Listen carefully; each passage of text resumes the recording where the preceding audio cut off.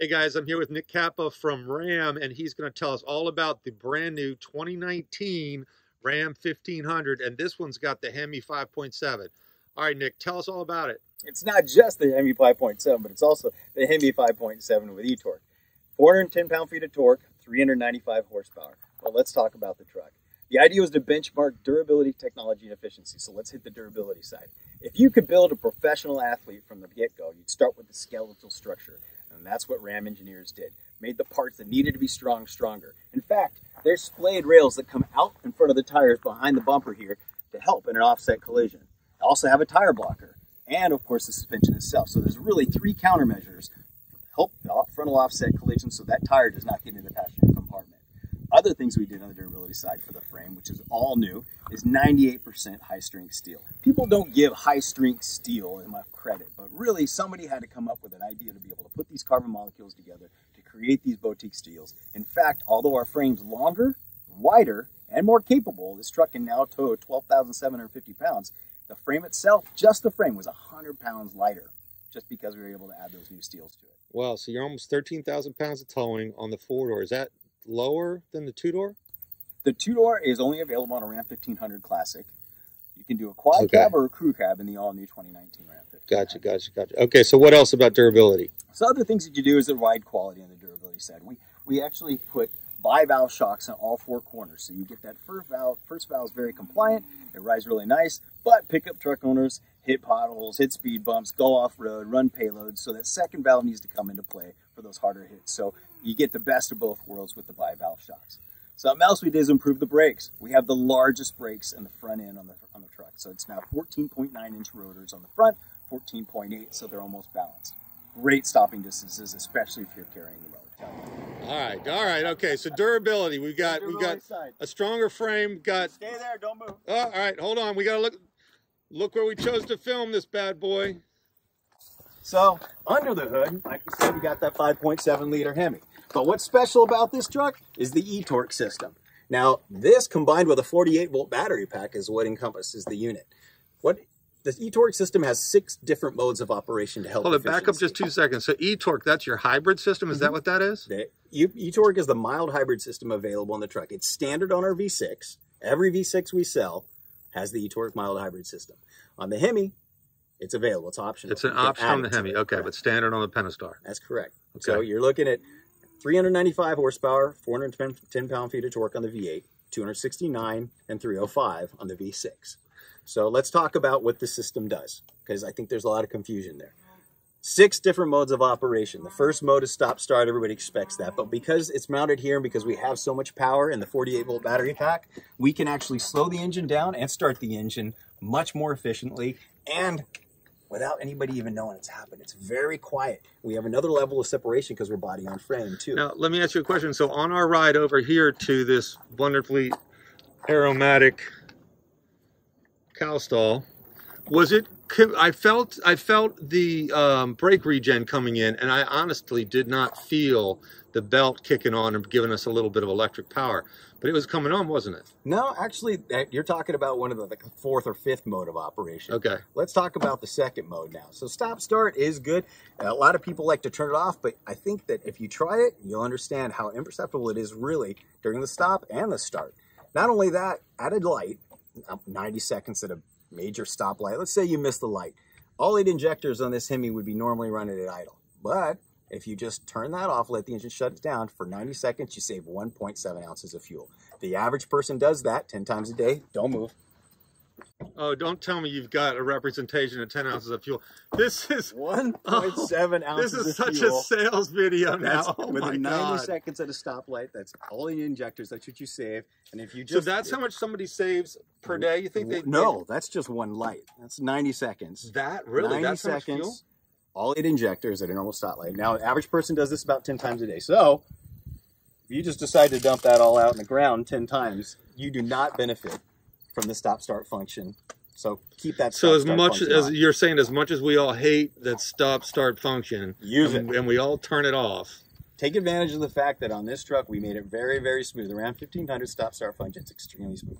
That's just the first mode of operation. Yeah, the belt-driven start-stops are much, much smoother than the ones going off the starter, off the flywheel. Let's roll into the second mode. Now you got what's called E-roll assist. And that means that at the second you pull your foot off the brake and you're ready to start rolling forward, within 400 milliseconds, that is honestly blink of an eye. The truck starts and it's staged and ready for motion. It starts rolling forward. The first half tire rotation is done mostly with this, and with the engine helping at the same time. So that's called E-roll assist. The first half tire rotation. Okay. So think about this. You're standing at the bottom of a staircase and you're about to take the first step up to, and somebody's in the back and they just give you a little bit of a push to get you rolling. At that point in time, the handshake happens between the engine and the eTorque system, and the truck continues to roll on, the engine takes over. That's the second mode of operation. The third mode is now upshifting. This is where it gets weird, folks.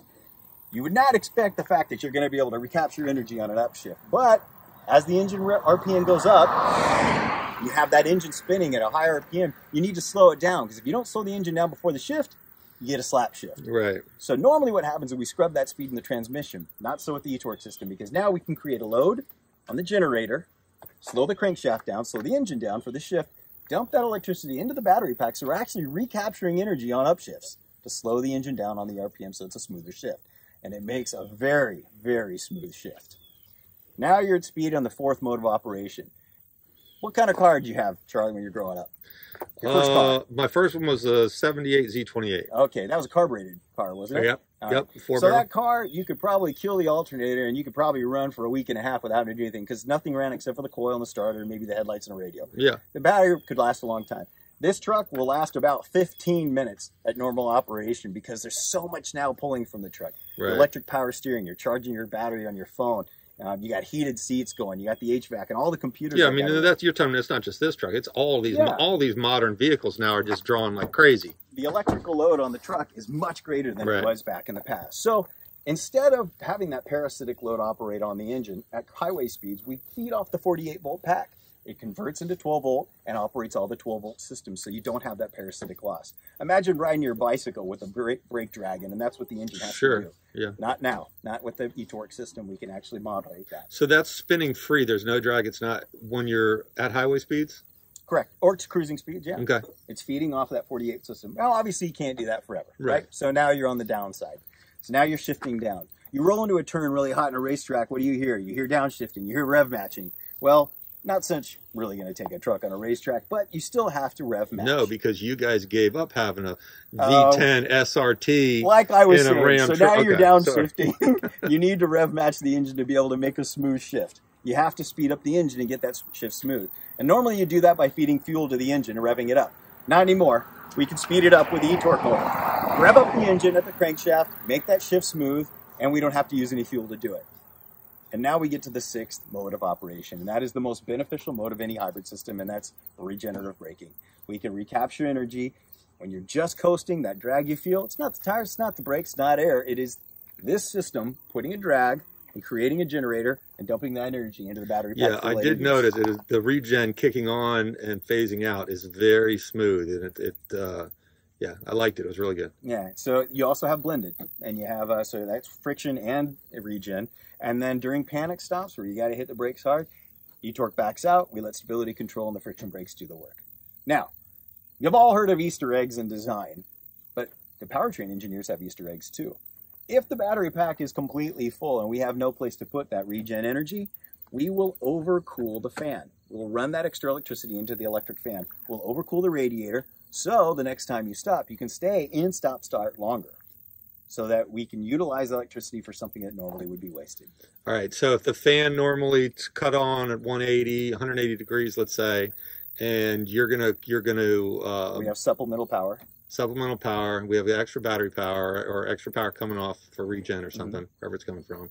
You're going to cool the radiator down to like 160 or something? Well, it depends on the situation, but yeah, we'll overcool the radiator. We'll utilize that power for something rather than just wasting it. Yeah, that's good. Actually, Matt and I were talking about in the car today how about the thermal inefficiency of a combustion engine, and that's a great way to recoup some of that. Yeah, that's something wonderful that eTorque does. The 6 modes of operation plus the little Easter eggs. There's something else that we do too. This truck in the V8, the 5.7 liter, we can run in 4-cylinder mode more often than we ever have. because of what eTorque does, and because we put anti-vibration devices underneath the seats of both the driver and passenger. I just learned about that. I think that's so cool that you guys do that. And I didn't realize people were doing that. Other truck manufacturers do that too? I don't think so. Yeah, well, why don't you talk just a little bit about that so people understand it? It's like a balance shaft system, but it's in the frame of the truck. I guess you could say that. What ends up happening, though, if you run a V8 on 4-cylinder mode and you open up the operation window too much, you start getting a vibration, which isn't good. So you need to counter that vibration. So we do that with those devices that are right on the frame rails on the left and right side of the truck. So that counters just the vibration. There's still going to be a sound. And then we handle that through active noise canceling in the speakers. That way we can operate in 4-cylinder mode a lot more than we ever have in this truck. That is great. Okay, that's a wonderful tour of eTorque, the eTorque system. What else you got for us? What else is new on this bad boy? Let's talk about the interior. How about we go up there next? We can go up there, but do these guys want to know that we're using some of their cousins to make the seats? I'm going to leave that to you. All right. Sorry, ladies. We can break that news. All right, let's go. All right. Now, in the back seat. Hold on, let me get there. Many of you remember as kids and you're driving around and you're back in the back seat of the vehicle and you're going to Yosemite from whatever and it's boiling hot and there's no air conditioning. And you always usually call shotgun when you're kids because you want to sit in the front seat because it's generally better. Not true in the Ram 1500. In fact, the back seat has a slide recline feature. Oh, I like it. So you're actually sitting back a little more comfortable. Yeah, so your back isn't straight up and down. You got a lot of recline on that back seat. You do. Not only that, you have your own center console with your own storage. You guys, if you haven't been in a new Ram, either 2017, 2018, or these new 2019s, the interiors are flawless. They by far have the best interiors in the truck game. No, thanks, Charlie. The other things that you have is you have Type-C and normal USB, and they connect to the Uconnect system, which you can have on the 12-inch screen or the 8.4-inch screen. You have a 115-volt outlet here. You have a place to put your tablet. Really no reason to call a shotgun anymore in the 2019 Ram 1500. Something else that we have here is a ton of space. Now, I'm not a big guy, but if I needed to, I could actually sleep back on the road. Yeah, that's a lot of room. It's a true flat load floor. In fact, this is why we interview Nick, by the way, you guys. So not only does he know so much about these trucks, and he happens to know an awful lot about some of their other products, but you know what? He's just a character, and we enjoy it, and we get to learn something while we're having fun. That makes two of us, Charlie. The other thing is we have 151 liters of storage. And how are you going to get customers out of full-size trucks or out of full-size SUVs and mid-size SUVs into pickups? Well, you give them the storage. So you have floor storage. You have under here storage. And of course, everywhere else you expect to find it. There's storage everywhere in the truck. Yeah. 151 liters is like 75 2-liter bottles stacked up against a wall. Yeah, that's a ton. That's a ton of storage. But back up just a second. Did you say you're getting people out of SUVs into trucks? If you can create a cabin like this with the luxury that the Ram 1500 has. Yeah, totally. And you can give them the features like the heated seats and cooled and the comfort that expected. A family of 5 could utilize a pickup and benefit from the utility of the bed. Yeah, absolutely. I mean, I'm a truck guy, so that's why I don't have an SUV. I have a truck. So cross-shopping other vehicles, the trucks have now found themselves into more of a family category recently. Let's go to the front seats of the truck. All right, front seat. Are you climbing through? Sure. Ta-da! All right, what do we got going on up here? So now I'll tell you the interior designer's favorite part of this truck, and that is the center console right here, because it's completely reconfigurable. In fact, there's 10 different configurations of it. 2 different tiers, lots of space for you to be able to do anything you wanted to. This is the most valuable real estate in a pickup truck because it is daily use. This is where your phone goes, your coffee goes, your wallet, your purse, whatever else you have that you're going to need it. But you can put a gallon of milk in here if you needed to. So this is very important. You need to make this very variable.